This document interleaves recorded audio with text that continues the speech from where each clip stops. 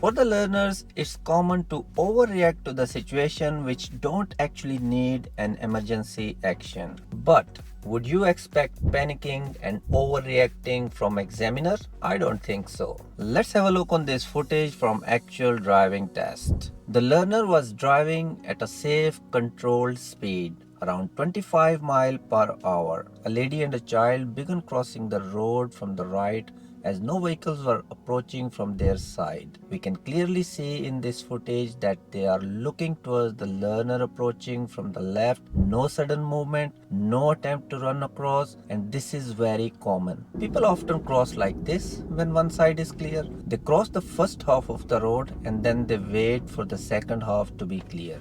Look at the pedestrian body language. Feet planted, head turned, making eye contact. That's awareness. That's communication.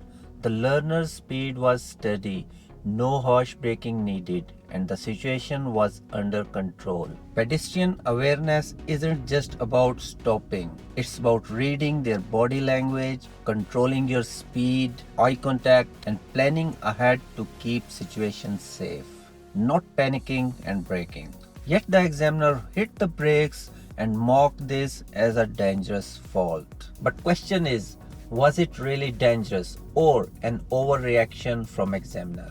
Reacting early can be as disruptive as reacting too late.